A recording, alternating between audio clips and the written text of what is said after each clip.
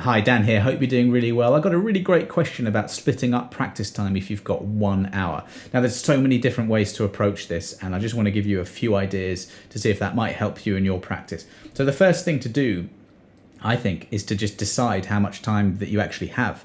If you do a little bit every day, that's a bit better than doing, say, 1 hour every week. So consistency is key, but just decide how much time you have. And if you don't think you've got any time, then take some time away from watching Netflix or whatever, because if you want to get good at bass, you know this as well as I do, you've got to put some time into it. So very, very loosely, I think it's a good idea to split up your practice time into at least sort of 3 different zones. So, you could just grab the first, let's say you've got 30 minutes. Do 10 minutes of a technical exercise. So I've written a whole book on creative bass technique exercises that are designed to work on some aspects of your technique whilst also sounding like a real bass line. So I'm just going to make one up here, actually, not from the book. So let's say you've just got G minor. I don't really like, this is just a personal thing, I don't really like running scales up and down. I like creating something from a scale and using it. So this is the style of the book. I'm not gonna take something from it, I'm just gonna show you,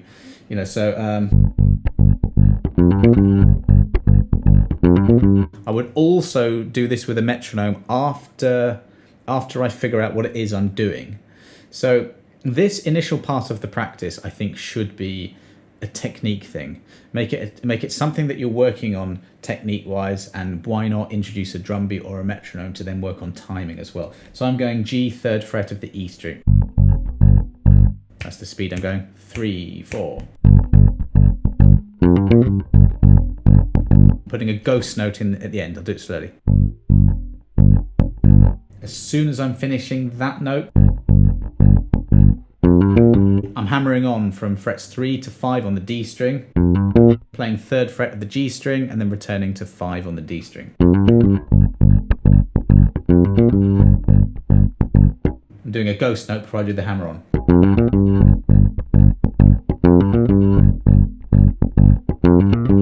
Okay, so I'm practicing ghost notes, short notes here, hammer-ons, also shifting my plucking hand fingers, and also muting.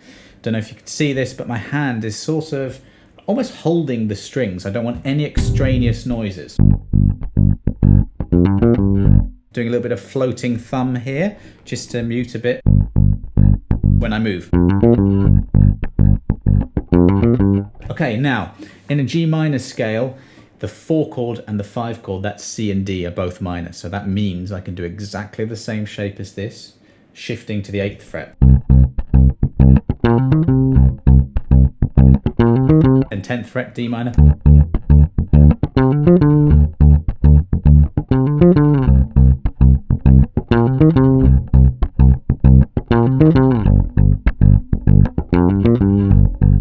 So it sounds cool, it sounds like a bass line, but I am practicing muting, I'm practicing hammer-ons, I'm practicing ghost notes, and I'm practicing all of that to make it sound good. So that is maybe something that I would practice at the beginning. Yes, sure, you can do,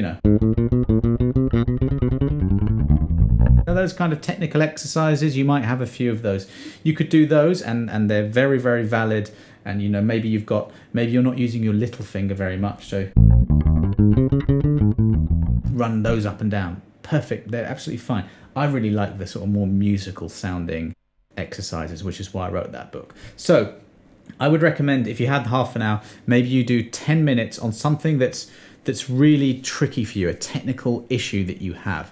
It might be just muting on its own without any of the other stuff that I was doing. But that's your 10 minutes. Then I would say next 10 minutes, work on something that you don't know yet. So let's say, for example, that you don't know what a Dorian mode is. Okay, I just did a lesson on So What. Hear that tune? Also.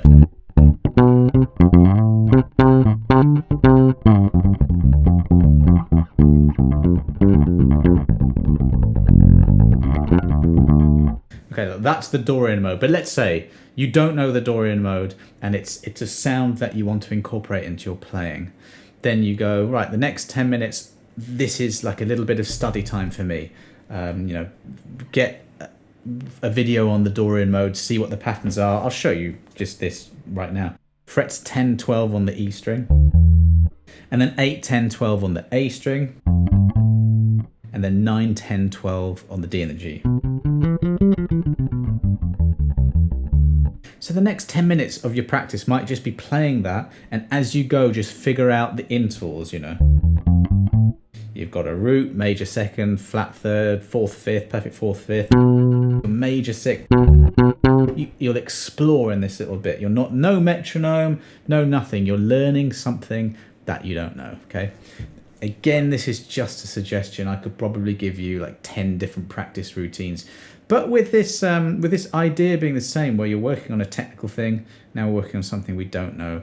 And then moving into maybe the third phase of practice. So you've got 10 minutes, and then the final 10 minutes is just playing. So either just improvising or composing or writing a bass line or playing a bass line that you want to learn, so it could be anything. Maybe you're working at Teen Town, maybe you're going through a set of covers and you want to learn how to play those. That'd be that. Okay, in 30 minutes you're not going to be able to get that much. Here's what usually happens with me anyway. I don't know if this is the same with you.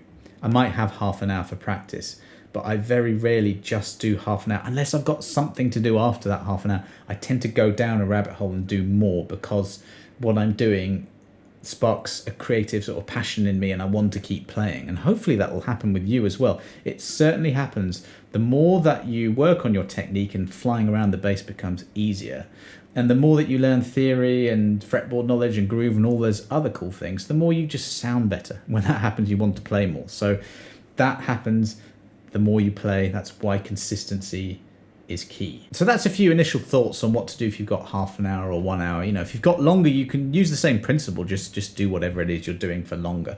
But just having a game plan with this and being disciplined and actually getting some practice time, but not just noodling and playing. You won't get better by doing that or playing stuff that you already know. Having a game plan here and pushing yourself further every day, even if it's a tiny bit, will see you get much, much better, much quicker.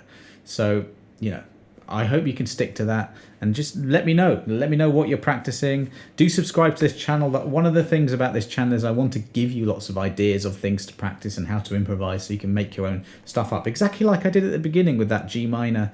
I got a G minor scale and I created something from it with a game plan of hammer-ons and muting. The more experience you get, the more you'll be able to do that too. Thanks very much for watching, and I'll see you next time.